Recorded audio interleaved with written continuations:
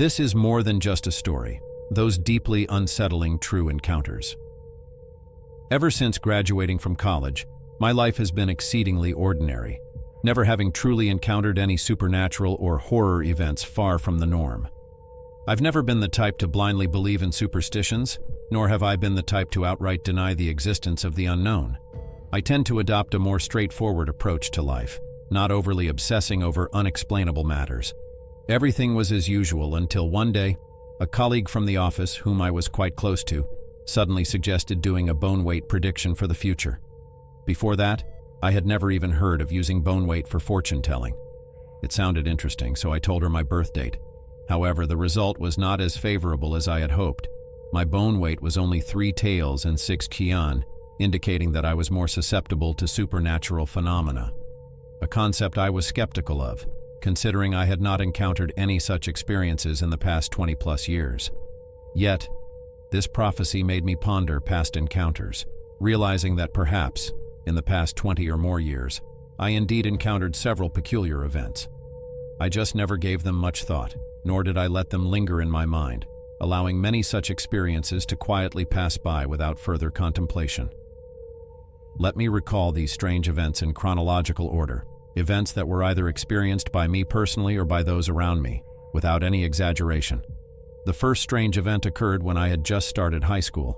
Those of us born in the 80s all know that joining a new school often meant participating in military training organized by the school. Military training in middle school might have involved more basic training on the school playground, but high school training was clearly more rigorous, involving real soldiers training students at a local military base. Our school arranged for us to receive training at a remote base, which seemed to be located in the wilderness, far from the city. Once I boarded the bus to the base, I quickly lost my sense of direction, so I can't tell you exactly where the base was located, only that it was definitely in a rural area.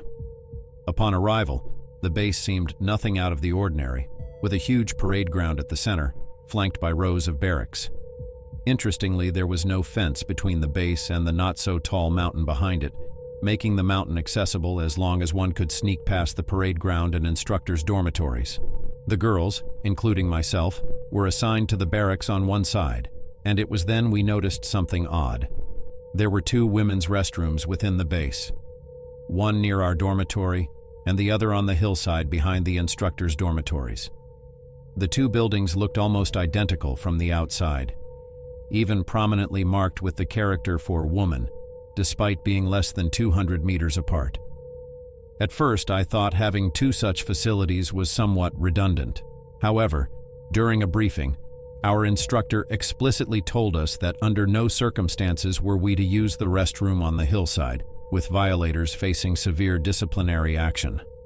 Since the instructors' and teachers' dormitories were right next to that particular restroom, curiosity was quelled by the potential for punishment. Everything seemed calm until the last day of training, during the celebratory dinner, when 2 girls from our group encountered something bone-chilling. This is what happened.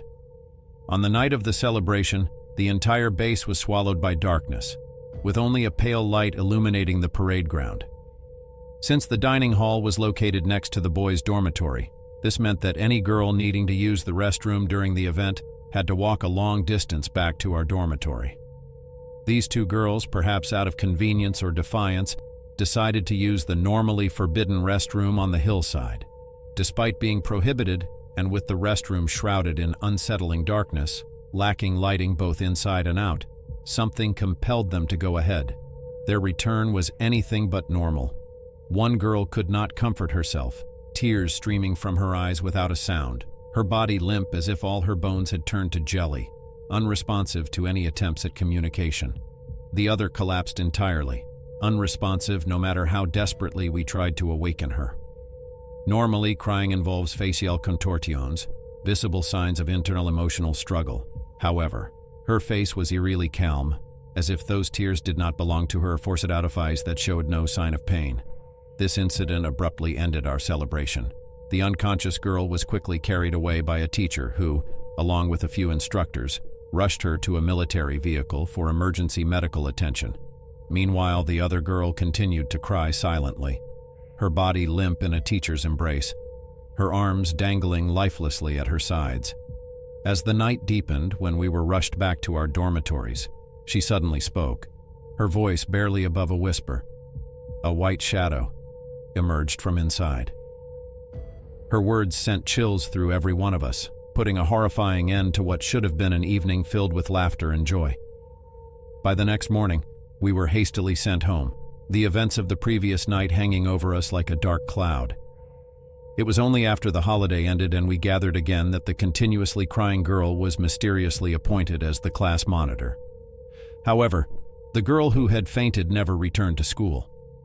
It wasn't until years later that I learned from others the full story of that night at the forbidden restroom, a story that confirmed our deepest fears. That evening, for some reason, the two girls had decided to venture to the normally off-limits restroom.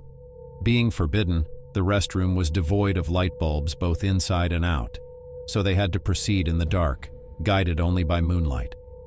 The restroom was rudimentary, merely a trench dug into the ground without partitions, allowing a clear view of the entire interior from the doorway. At that moment, only the two of them were inside the restroom. The class monitor finished quickly and waited outside, casually chatting with the girl inside. Everything seemed peaceful until the other girl finally stepped out of the restroom, silently followed by a large white shadow, towering over both of them, who were about 1.6 meters tall. When the class monitor realized something was amiss and looked back, both stood frozen, unable to make a sound, just staring as the white shadow disappeared into the trees on the mountain. The courage it must have taken for them to return to the dining hall that evening was immense. After everyone dispersed that night, the class monitor was taken to the teacher's dormitory by a teacher. Once she had somewhat recovered, she relayed the incident to the teachers and instructors. However, the military instructors insisted that the white shadow they saw was the base's chef, appearing tall because of his chef's hat. No matter how much the class monitor insisted, the instructor remained unmoved, and the matter was left unresolved. That night, the class monitor adamantly refused to spend the night at the base, and was eventually taken home early by a teacher in a military vehicle. This incident cast a disquieting shadow over our military training experience, making us realize that within the seemingly tranquil routine of everyday life, there are mysteries we cannot explain, perhaps will never be able to explain. These experiences, like unsolved puzzles, constantly remind us that the world is far more complex than what we see and know.